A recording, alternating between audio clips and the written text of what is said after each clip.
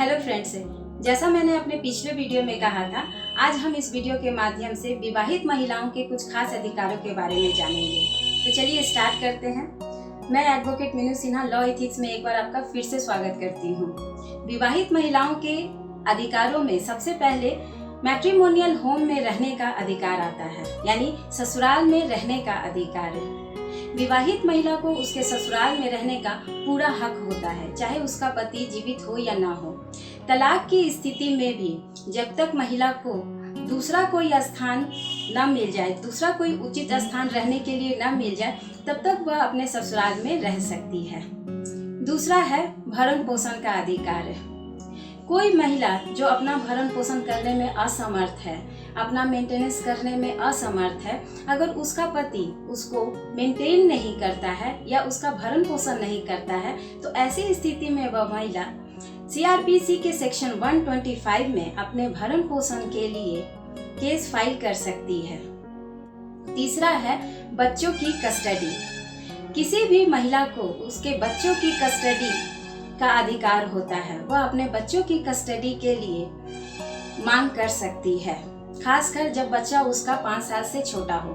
किसी भी कारण से अगर महिला ससुराल छोड़कर या अपना घर छोड़ कर के जाती है, तो बिना किसी कोर्ट परमिशन के, बिना किसी कोर्ट के आदेश के वह अपने बच्चों को अपने साथ ले जा सकती है। चौथा है, अगर किसी स्त्री का पति या उसके ससुराल वाले उसके साथ कोई ऐसा व्यवहार करते हैं जिससे वह आत्महत्या करने या कोई मानसिक या शारीरिक गंभीर क्षति कारित करने के लिए उसे प्रेरित किया जाता है, या उस स्त्री को या उससे संबंधित किसी व्यक्ति से किसी मूल्यवान संपत्ति या किसी मूल्यवान वस्तु की मांग की जाती है और ऐसे मांग के दौरान उसे तंग किया जाता है, उसे शारीरिक मानसिक प्रताड़ना दी जाती है, तो वह महिला आईपीसी के सेक्शन 498 के तहत उन व्यक्तियों के खिलाफ, अपने पति और अपने ससुराल वालों के खिलाफ मुकदमा दर्ज कर सकती है और ऐसे व्यक्तियों के दोषी पाए जाने पर उन्हें 3 साल तक के कारावास की सजा या जुर्माने से दंडित किया जा सकता है। अगला है तलाक का अधिकार। हिंदू विवाह अधिनियम के अनुसार एक विवाहित महिला को अपने पति की सहमति के बिना तलाक का अधिकार है। इस अधिनियम की धारा 13 के अंतर्गत बताए गए आधारों में से किसी भी एक आधार पर महिला तलाक ले सकती है। नेक्स्ट है स्त्री धन का अधिकार। हिंदू विवाह अधिनियम की धारा 27 के अंतर्गत एक विवाहित महिला अपने स्त्री धन का पूरा अधिकार रखती है और वह स्त्री धन के लिए अधिकार पूर्वक पूरे अधिकार के साथ स्त्री धन की मांग अपने ससुराल से कर सकती है। स्त्री धन नहीं लौटाए जाने पर ससुराल वालों के खिलाफ आईपीसी के सेक्शन 406 के तहत मुकदमा दर्ज किया जा सकता है।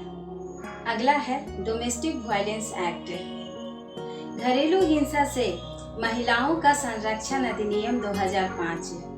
इस अधिनियम का मुख्य उद्देश्य महिलाओं को घरेलू हिंसा से सुरक्षा प्रदान करना है। इस अधिनियम की धारा 17, 18, 19, 20, 22 और 23 में महिलाओं के लिए कुछ खास प्रावधान किए गए हैं, जिसमें प्रमुख है कि अगर किसी महिला को उसके ससुराल से या उसके घर से निकाल दिया जाता है, तो उसे वापस घर में रखने का कोर्ट आदेश दे सकती है। अगर किसी महिला के साथ घरेलू हिंसा की गई है, तो आगे उसके साथ घरेलू हिंसा न की जाए, ऐसा कोर्ट आदेश दे सकती है। अगर किसी महिला का स्त्री धन जबरदस्ती रख लिया गया है, तो उसे वापस करने का भी कोर्ट आदेश दे सकती है।